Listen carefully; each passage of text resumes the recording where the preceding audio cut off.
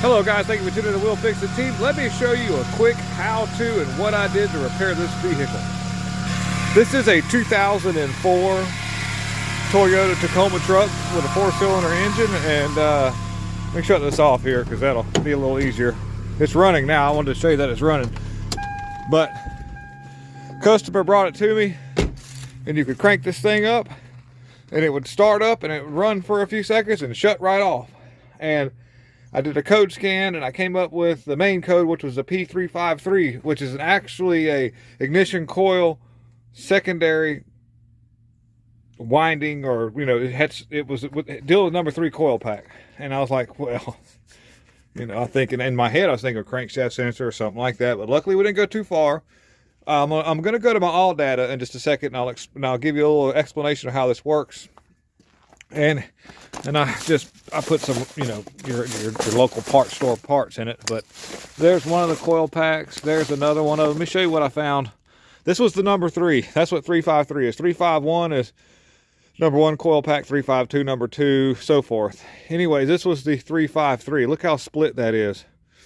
And a quick explanation is that it relies on a signal that comes back from the igniter, which is built into the coil pack. In case you don't know that, it doesn't have an external igniter. It uses the crankshaft sensor, camshaft sensor, and then a computer generates a square wave off of that, and then pulses this coil, and then it actually gets a timed kind of signal back to the computer through this coil pack, and they all sort of tie in on a common setup. I'll show you that here in just a second. But what I believe has happened here is this coil pack decided to get so bad off that it shorted, and then it would cause the computer not to get that signal from the coil pack showing that it had ignited the coil pack, so it sets proper timing, and the computer would just shut down, or wouldn't send a signal to the other 4 coil packs.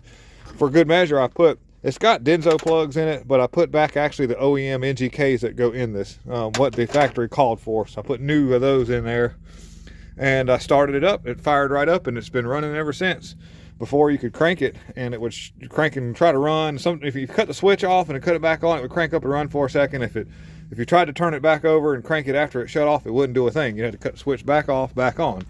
If you've had one of these trucks and this is happening, or happening intermittently, then I would definitely go to the coil packs, and especially if you've got a something saying ignition primary circuit, like 351, 2, 353, 354, and so on. 6 cylinders would probably be the same way. You would have something similar. Let me show you the all data and how this works.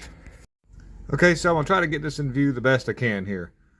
And here we are. This is our ECM. You can see my pointer right here, and these are your 4 coil packs. 1, 2, 3, 4, and it gives you an illustration on this one here. I'll zoom in so you can see.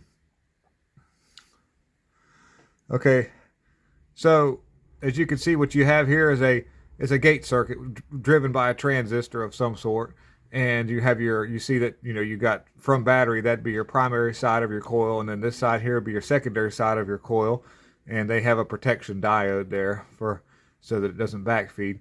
Anyways, one side goes to ground and the other side goes to your primary windings, and then you have your ground that comes out of the computer that closes the gate on that transistor, and thus firing your ignition coil. Then apparently off of that setup, I guess it relies on, you see these 4 they're all tied together right here.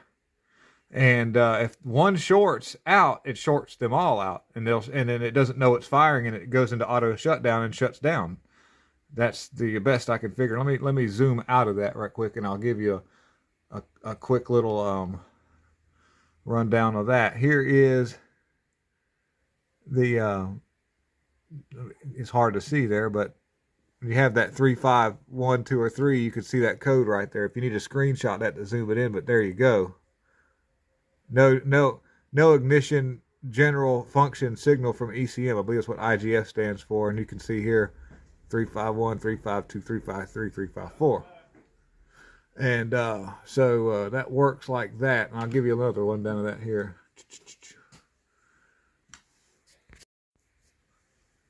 I'll leave that up so you can screenshot, but it gives you a description on how these ignition coils work.